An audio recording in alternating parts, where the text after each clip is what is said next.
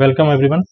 इसके पहले वीडियो में हमने ये डिस्कस किया था कि हकल रूल के जनरल और ट्रिग्नोमेट्रिक सॉल्यूशन, और हम ये देखा था हमने कि हकल रूल जब भी फॉलो होती है जब मॉलिक्यूल ग्राउंड स्टेट में होता है S0 स्टेट में।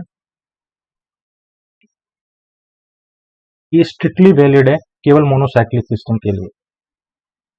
हकल का जो कैलकुलेशन था वो मोनोसाइक्लिक सिस्टम के लिए था, ये स्ट्रिक्टली वैलिड था मोनोसाइक्लिक के लिए। Planar and fully conjugated.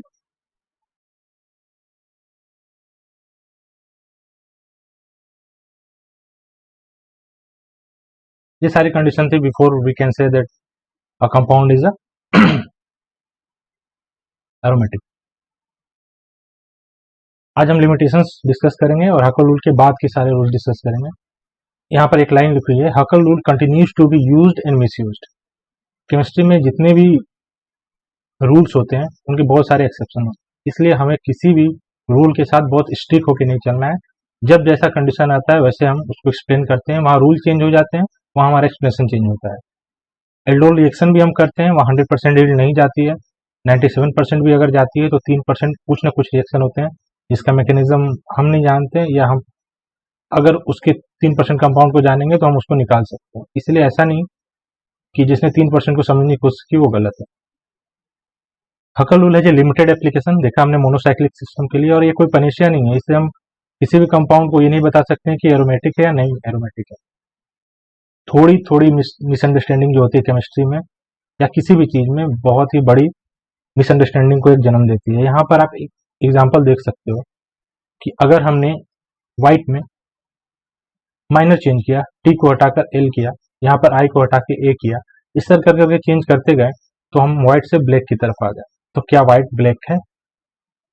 अगर हम किसी कंपाउंड को एरोमेटिक बोलते हैं और हमारा कॉन्सेप्ट वहां गलत होता है तो क्या हम उसको एंटी एरोमेटिक बोल देंगे? सारी प्रॉपर्टीज बदल जाएंगी, सारी प्रॉपर्टीज बदल जाएंगी हमारी। सो इसलिए ये ब्रॉड कॉन्सेप्ट है एरोमेटिसिटी, जिसको हमें नैरो माइंडेड से नहीं सोचना है।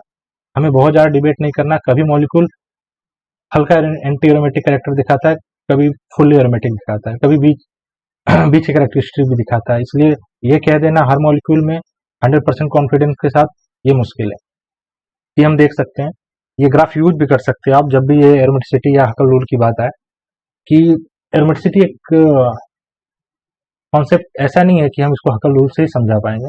देखिए आप बैलेंस बॉन्ड मेथड से आप हाइब्रिडाइजेशन निकालते हैं, आप देखते हो कि जब sp या sp2 होता है तो हम केकुले स्ट्रक्चर होता है, केकुले स्ट्रक्चर से आप बहुत सारे रिंग का केकुले स्ट्रक्चर ड्रॉ करते हो, जिससे आप एक्सप्लेन कर पाते हो कि इसके 4 हैं, इसके 5 है।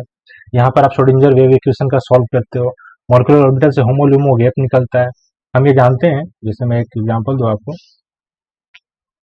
हेक्साट्राइन है मान लीजिए और ये आपका बेंजीन है। तो अगर हम एक बिल्डिंग बनाए, मान लीजिए आपका 6 फ्लोर की बिल्डिंग है इस टाइप की, ठीक है, और आप इंजीनियरिंग में जानते हो किस तरह का हमारा वो होता है ऑर्बिटल की एनर्जी, ठीक है। इसको यहाँ हम ड्रॉ करने की कोशिश करेंगे, यहाँ पे इस तरह की।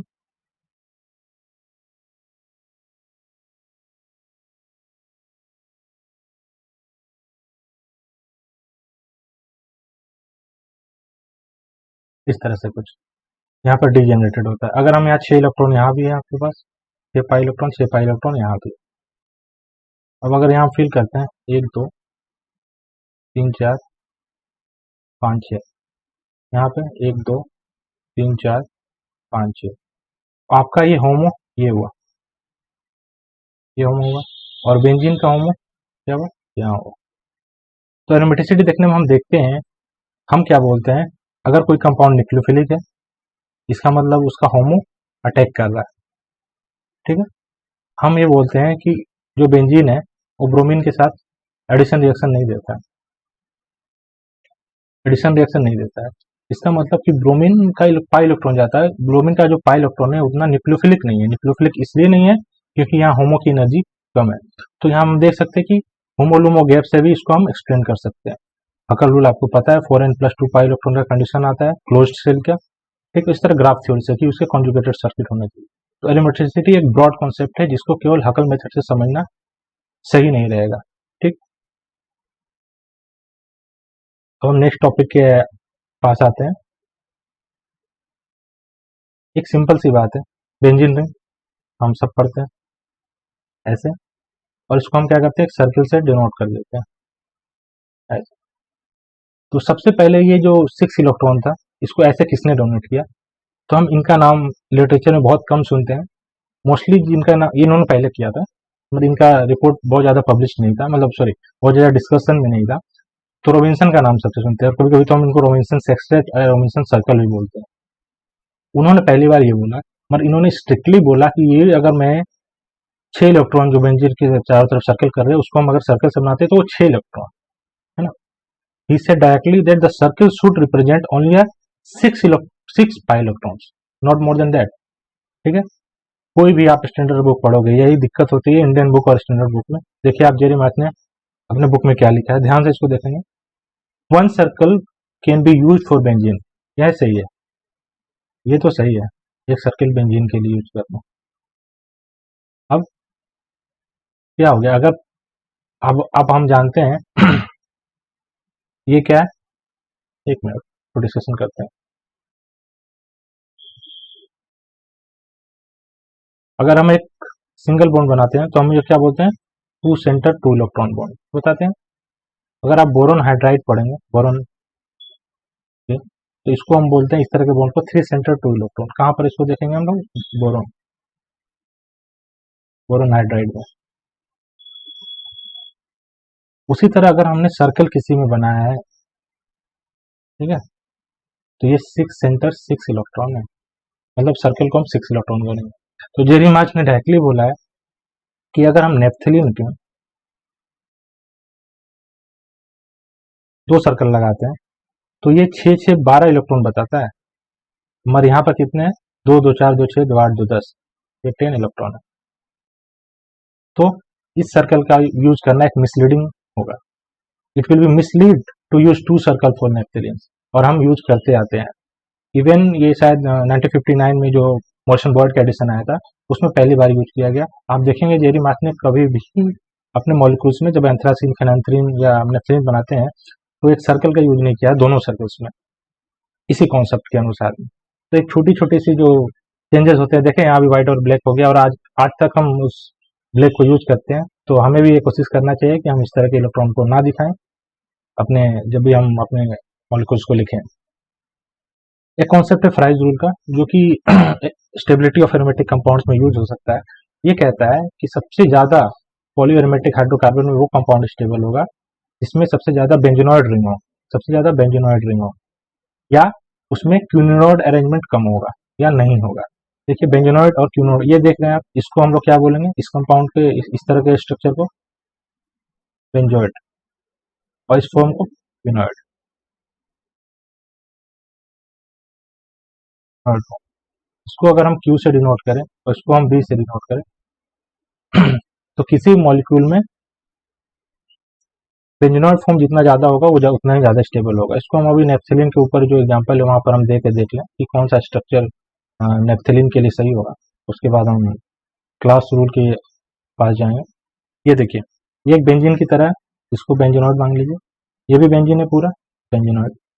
ये देखिए बेंजीन है, मगर ये रिंग क्यूनॉइड है, ये रिंग बेंजीन है, ये रिंग क्यूनॉइड है। तो सबसे ज्यादा कौन फेवरेट होगा, इसको हम लिख सकते हैं B and B, B and Q and Q and B. तो structure one is most favourable structure of benzene, sorry naphthalene. तो सिंपल सा फ्राइज रूल था जो कि इसको एक्सप्लेन कर सकता है। अब हम क्लास रूल पढ़ेंगे जो कि पॉलीमेटिक एरोमेटिक हाइड्रोकार्बन को उन्होंने हकल रूल को एक्सटेंड किया था उसके लिए। मगर उसके पहले हम थोड़ा सा पॉलीएरोमेटिक हाइड्रोकार्बन का डिवीजन देख लेते हैं कि वो कैसे डिवाइड करते हैं पॉलीमेर इन कंपाउंड्स को, पॉलीएरोमेटिक हाइड्रोकार्बन को। यहाँ पर थोड़ा 2 3 चीज ध्यान देने लायक है जिसको हम अभी देखेंगे। पॉली एरोमेटिक हाइड्रोकार्बन को 2 भाग में डिवीजन करते हैं, एक को बोलते हैं कैटा कंडेंस्ड और एक को बोलते हैं peri condensed. Peri condensed and cata condensed, इन दोनों में अंतर क्या है वो भी हम देखेंगे। एक बार हम देखते हैं कि देखिए यहाँ का पेरिफेरी, यहाँ से हम बॉन्ड टच करना चालू करते हैं सारा, इसके पेरीफेरी, ठीक है।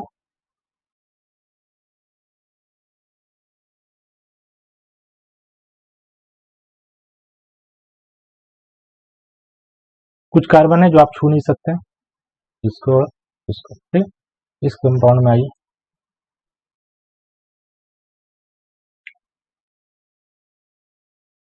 ऐसा क्यों कर रहे हैं हमें पता है कि एरोमेटिसिटी एक पेरिफेरियल फेनोमेनन है।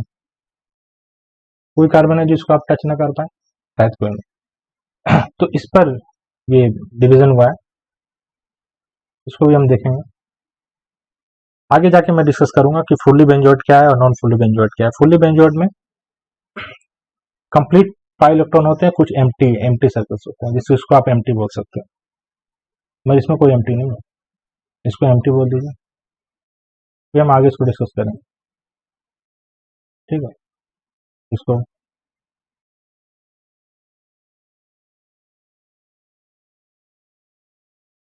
तो इस डिवीजन को हम थोड़ा ध्यान से देखेंगे कि ये डिवीजन कैसे हुआ और क्या होता है, ठीक है। फिर से डिवाइड करते हैं। पॉली एरोमेटिक हाइड्रोकार्बन को भी हमने क्या बोला, दो भाग में डिवाइड कर सकते हैं, केटा कंडेंस्ड, केटा कंडेंस्ड एंड पेरी कंडेंस्ड।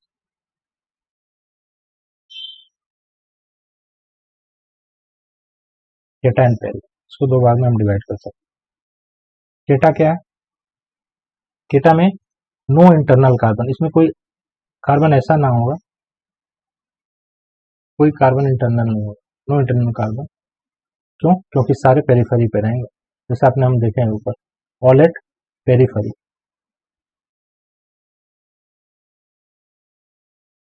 वहीं पे पेरी कंडेंस्ड में क्या है, ये पेरी कंडेंस्ड है, पेरी कंडेंस्ड ये क्या है, इसमें इंटरनल कार्बन होगा। इंटरनल कार्बन को वाई कार्बन बोलते हैं, अभी समझाता हूँ। इंटरनल कार्बन होगा,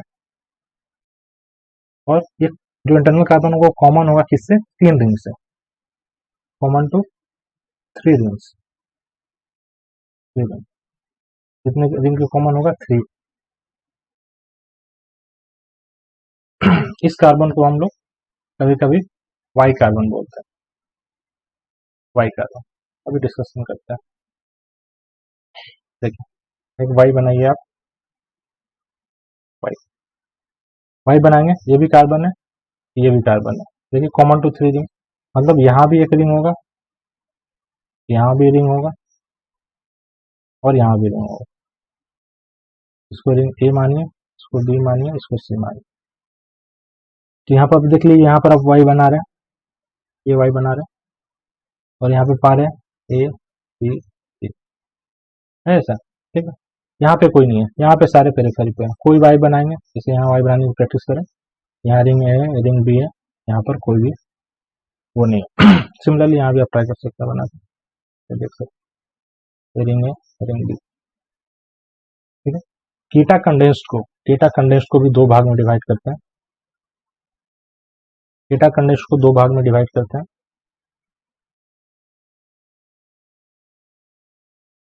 कीटा कंडेंस्ड को दो भाग में डिवाइड करते हैं, एक को हम बोलते हैं एसियंस, एसियन, और एक को हम बोलते हैं फिन्स। इनमें अंतर क्या होता है, ये लीनियर होता है, लीनियर फ्यूजन होता है इसमें, और इसमें क्या होता है, बेंड फ्यूजन, बेंड फ्यूजन।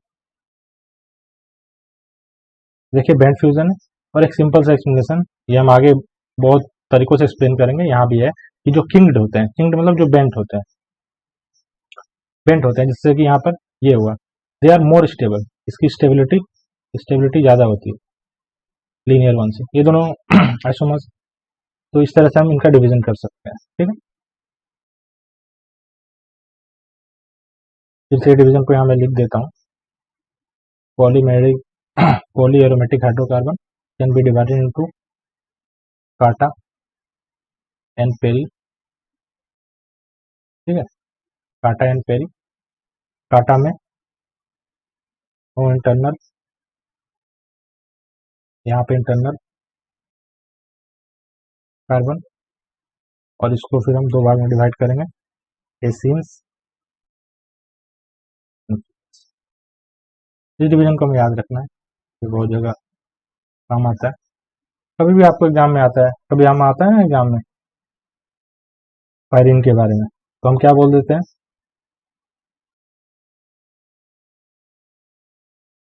तो इसको फिर से ड्रॉ कर देता हूँ।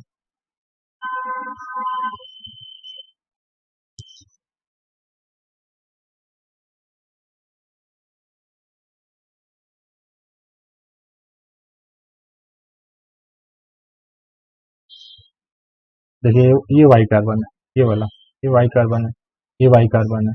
तो इन सबको जब हम डिस्कस करते हैं, पायरीन का एग्जाम्पल हम जब डिस्कस करते हैं तो हम वहाँ पर लिख देंगे, तो कहते हैं ना non non Huckel double bond use होता है ना कॉन्सेप्ट, तो उस आंसर्स को लिखते समय हम इन सब अगर बात बताएंगे तो हमारा मार्क्स अगर दो दो भी इंक्रीज करता है, एक क्वेश्चन पे अगर 20 क्वेश्चन में 40 होता है और दूसरे पेपर में 40 होता है, आपके 80 नंबर ज़्यादा आते हैं, जो कि रैंक 1 और रैंक लास्ट तक डिसाइड करने के लिए काफ़ी होता है। ये जो होता है ये वाला, इसको डिस्कस करते हैं ना, तो इसमें अगर ये सब आप नाम लिखेंगे तो आपके मार्क्स थोड़ा सा इंक्रीज हो जाएंगे, जो कि आपके आंसर्स को दूसरों से अलग करेंगे। ठीक है,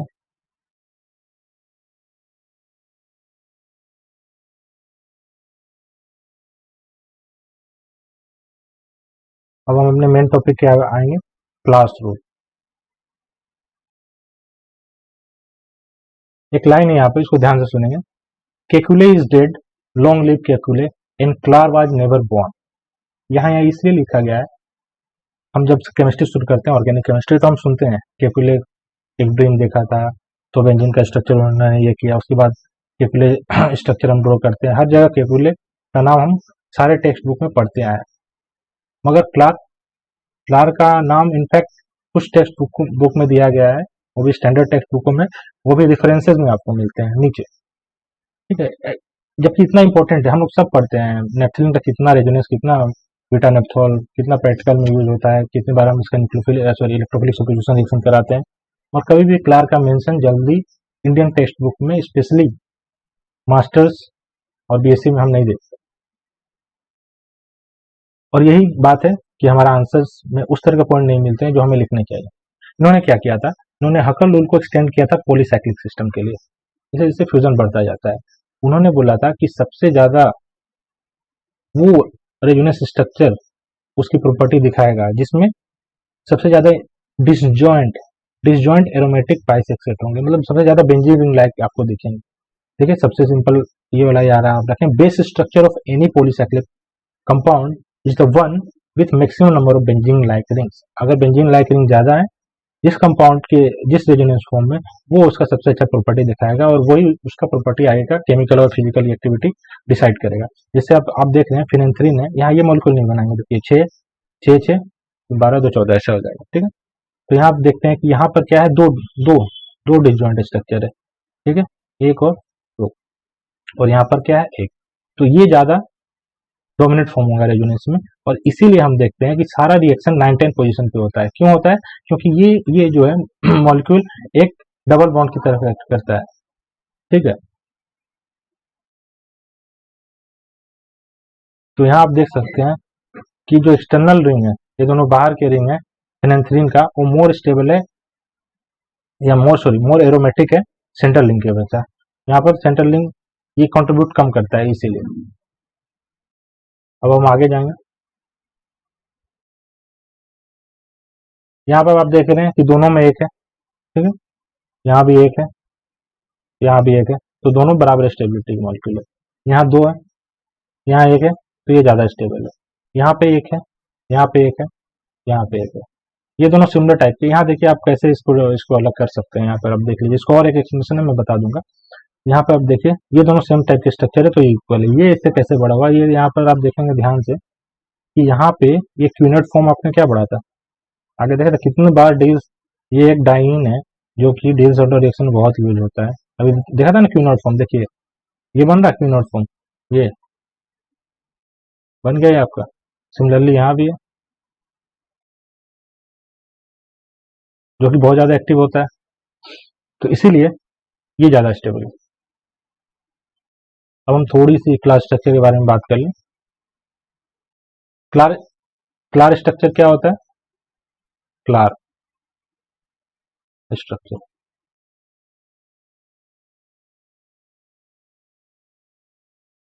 मतलब max benzene like moiety, benzene like, ठीक है। वो होगा जिसमें आपको मैक्सिमम देखे, जैसे इन दोनों क्लास स्ट्रक्चर तो सेम है, इनमें जो क्लास स्ट्रक्चर होगा ये होगा, ये ये होगा क्लास स्ट्रक्चर, ये होगा क्लास स्ट्रक्चर। इन तीनों में देखिए, इसमें भी एक है, इसमें भी एक है और इसमें भी एक।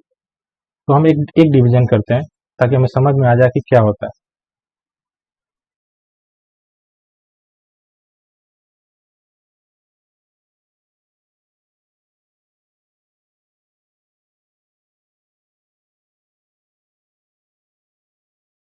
क्लास स्ट्रक्चर डिस्कस करते हैं हम। तो इसमें हम देखेंगे क्लास स्ट्रक्चर को हम तीन भागों में डिवाइड कर सकते हैं।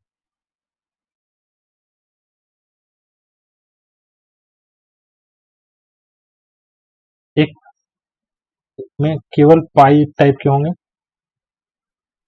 और एम्प्टी होगा, एम्प्टी रिंग होंगे। एग्जाम्पल अभी बताएंगे। दूसरा जो स्ट्रक्चर होगा उसमें ये भी होंगे और एक डबल बॉन्ड होगा। और तीसरा जो होगा प्लस एक डबल बॉन्ड से ज्यादा होंगे।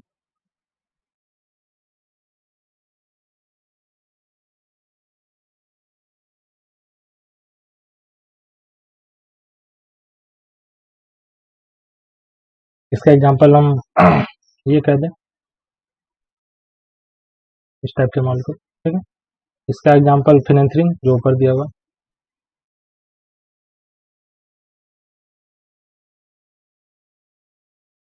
और इसका एग्जाम्पल ट्राइफिनाइलिन। तो इन सब में इसमें एक क्लास स्ट्रक्चर होगा, number of class structure, number of structure is 1। इसमें भी एक स्ट्रक्चर से आप डिनोट कर सकोगे। देखिए इसमें कौन सा स्ट्रक्चर था, एक, ये आपने डिनोट कर दिया। इसको भी मैं दिखा दूंगा। और इसमें क्या होता है, मोर देन वन होता है। देख रहे हैं आप एंथ्रासीन में, इसमें ग्रेटर देन वन होगा। तो इसमें क्लास स्ट्रक्चर को डिनोट करना थोड़ा सा मुश्किल होता है।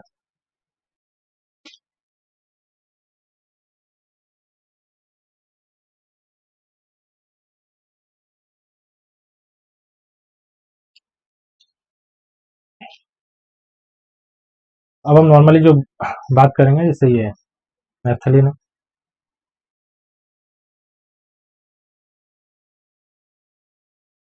अगर इसको आप ऐसा ले लेते हो अलग सा, तो ये कैसे, किस तरह का आपको दिख रहा है? ये 1,3 ब्यूटाडाइन दिख रहा है।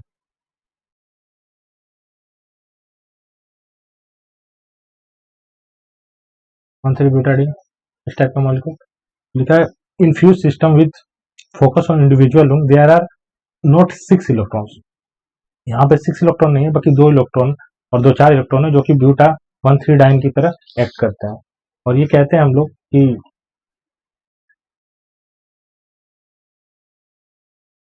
जब हम क्लास स्ट्रक्चर ड्रॉ करते हैं, तो जिसमें मोस्ट एरोमेटिक सेंटर वो पॉली एरोमेटिक हाइड्रोकार्बन का होता है, वो ज्यादा एरोमेटिक होता है। The other rings are less aromatic. तो इसका मतलब कि जब हम बात करेंगे इसमें फिनेंथ्रीन में, तो ये ज्यादा एरोमेटिक है रिंग। आप देख पा रहे हो, तो ये क्लास स्ट्रक्चर है, तो ये ज्यादा एरोमेटिक है, बाहर वाले ये कम एरोमेटिक है, इसलिए यहाँ पर रिएक्शन हो जाता है। एक उन्होंने नया कॉन्सेप्ट दिया कि माइग्रेशन माइग्रेशन होता है, जो आपका पाई सर्कल होता है उसका शायद माइग्रेशन होता है। तो यहाँ पे अब हम देख पाएंगे माइग्रेशन ऑफ टेक्सटेट। इसका मतलब क्या है, ये एग्जाम के लिए थोड़ा कम यूजफुल है, बट इसको थोड़ा सा देख लेते हैं। यहाँ पर देखिए, ये आपका मॉलिक्यूल यहाँ से और यहाँ आ गया, तो ये जो बेंजीन का ये क्लास स्ट्रक्चर है, यहाँ से यहाँ पर आ गया। ये क्लास स्ट्रक्चर जब इसका ड्रॉ करेंगे तो देखिए ये ऐसा आ रहा है।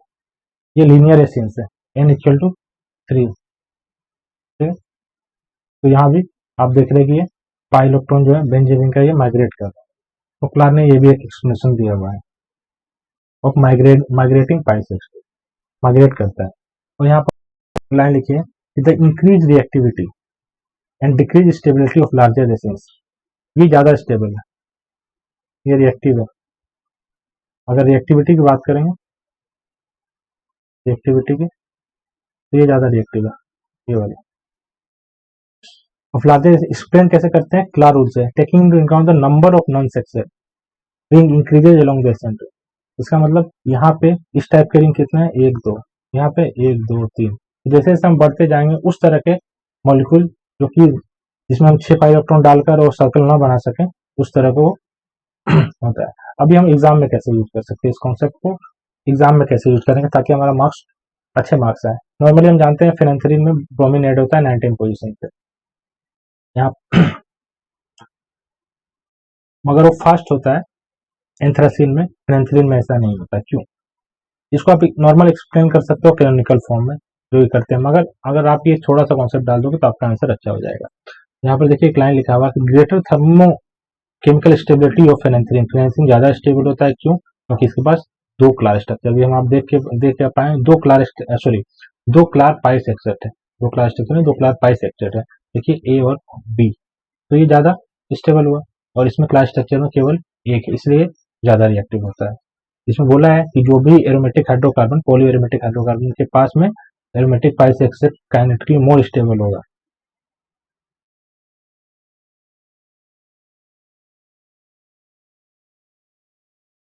यहाँ पे और एक जो कॉन्सेप्ट है होमोलुमोगेट का, होमो जितना नीचे होगा वो उतना कम न्यूक्लियोफिलिक होगा। ये नॉर्मल है आपका एक्सप्लेनेशन, जो कि नॉर्मल जनरल एक्सप्लेनेशन, नॉर्मल नहीं बताएंगे, जनरल एक्सप्लेनेशन जो हम देते हैं कैनोनिकल फॉर्म ड्रॉ करके, ठीक है, क्योंकि हम लोग सारे एग्जाम में लिख के आते हैं। और एक कॉन्सेप्ट है कि फेनांथ्रीन 9-10 बॉन्ड रेडली अटैक हो जाता है। क्यों? देखिए 9-10 अटैक हुआ, ये वाले जो बॉन्ड है किस तरह नॉर्मल पाई अटैक की तरह है, normal CC, normal double bond की तरह अटैक हो रहा है, जो कि ब्रोमीन से ऐड हो जाएगा, जिससे भी चाहे आप ऐड करना, ऐड हो जाएगा। और आपके पास दो रिंग रह जाता है बाहर के, जो कि दो बेंजीन रिंग है, इसकी एनर्जी कितनी है, 36 एंड 36। ये आपको थोड़ा सा चारों को याद करना पड़ेगा, बेंजीन, ठीक है, नेप्थलीन, बेंजीन, नेप्थलीन, इसकी एनर्जी याद कर लेंगे किलो कैलोरी वाला, क्योंकि कभी कभी एक्सप्लेन करना पड़ता है आपको। एंथ्रासिन,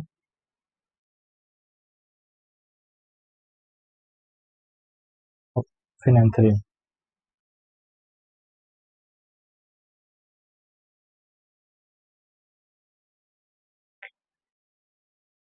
और दूसरा जो एक्सप्लेनेशन जो आप बुक में जो दिया हुआ रहता है कि यहाँ पर देखिए 19 बॉन्ड यहाँ पर एक है, एक, दो, तीन, चार, और यहाँ पे नहीं। तो ये भी एक एक्सप्लेनेशन जो हम नॉर्मली एग्जाम्स में दे के आते हैं। दूसरा है कि आप इससे एक्सप्लेन कर सकते हो कि जब बाहर के रिंग चले जाते हैं तो जो हमारा है वो एनर्जेटिकली मोर फेवरेबल होता है। जैसे जैसे बता देता हूँ आपको, फिनांथरीन की बात करें,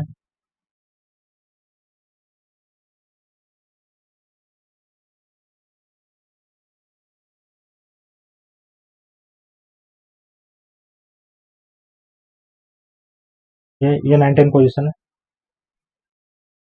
अगर अटैक अदर अदर देन 19 होता है, वहां नहीं होता है, अदर देन 19, तो क्या हमारा थर्मोडायनेमिक वैल्यू आएंगे, 92 आएगा, हमारा बेस वैल्यू है इसका फेनेंथ्रीन का, 61 है, क्योंकि एक नेप्थलीन बचेगा, एक नेप्थलीन लाइक मोटिव बच जाएगी यहाँ, ठीक है। तो हमारा जो वैल्यू आया 31 किलो कैलोरी पर मोल। अगर 19 पे अटैक करता है तो हमारे पास 92 है, और 36 इंटू 2, अगर ये माइनस करते हैं हम तो हमारे पास 20 किलो कैलोरी। ये नेट लॉस, ये हम क्या कर रहे हैं, नेट लॉस। तो ज़्यादा फेवरेबल कौन सा है ये, इसलिए इधर से एक्ट करता है। यहाँ देख रहे हैं डाइजोमिथेन जो है CH2 लगाने के काम में आता है, यहाँ पे भी 19 पोजीशन पे ही एक्ट किया है। अगर साइटोक्रोम P50 डाल देंगे तो, साइटोक्रोम P450 डाल देंगे तो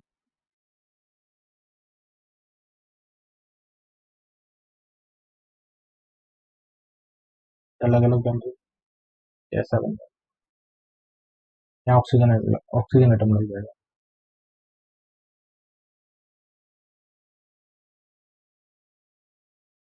एक इम्पोर्टेंट कन्वर्जन है जो एग्जाम में कभी कभी पूछ लिया जाता है, इसको एक बार हम देख लेंगे अगर हम ये टॉपिक पढ़ रहे हैं तो।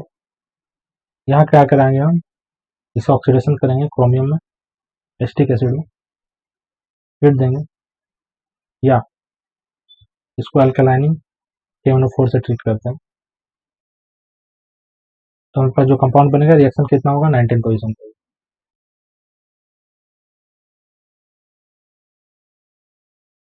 देखेंगे इसको हम कैसे लिख सकते हैं।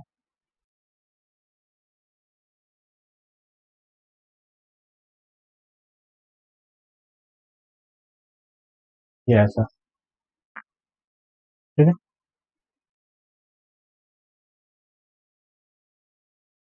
उसके बाद क्या करेंगे, हम इसे कोई बेस डाल देंगे, इसको क्या बोलते हैं,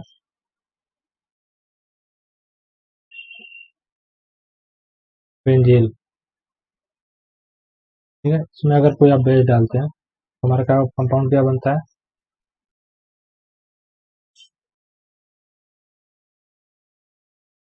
ये इसको बोलते हैं बेंजेलिक एसिड रीअरेंजमेंट। तो ये सेमी बेंजेलिक टाइप का होगा, सेमी बेंजेलिक। यहाँ क्या होगा, ये OH माइनस अटैक करेगा और ये ऐसे आएगी। कंपाउंड को फिर से हम ड्रॉ करेंगे,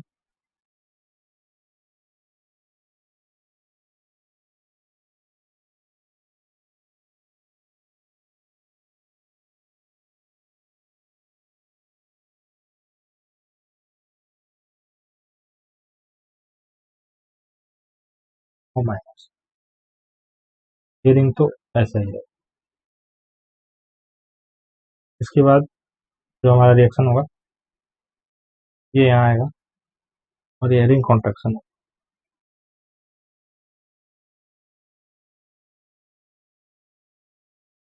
सॉरी, एक मिनट,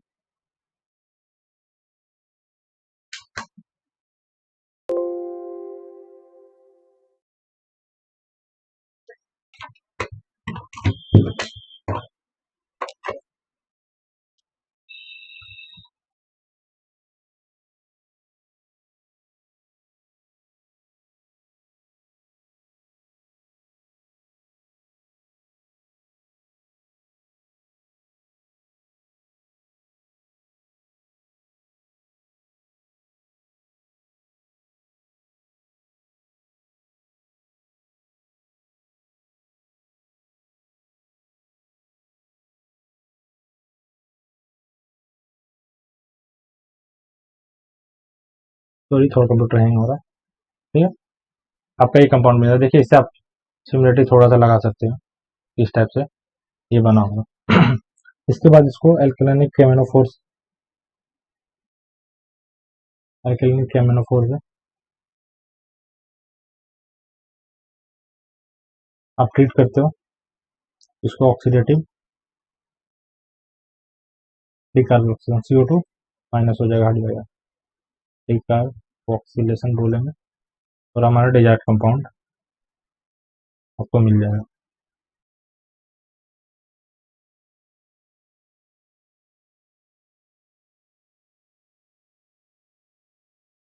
ऐसे का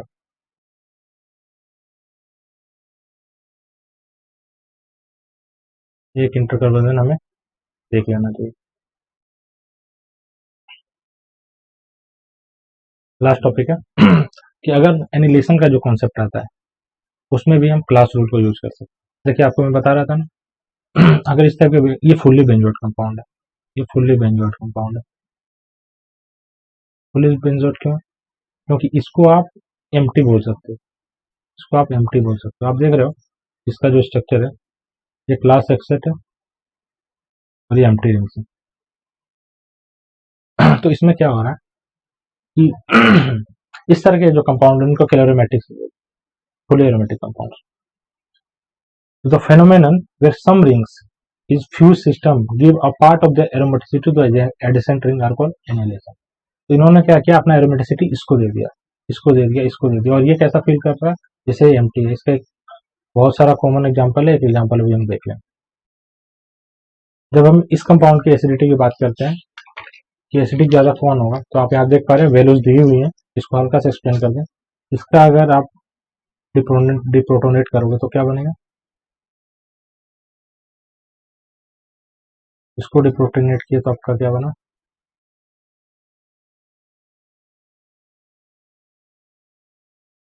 और इसको डिप्रोटोनेट किया तो क्या बना,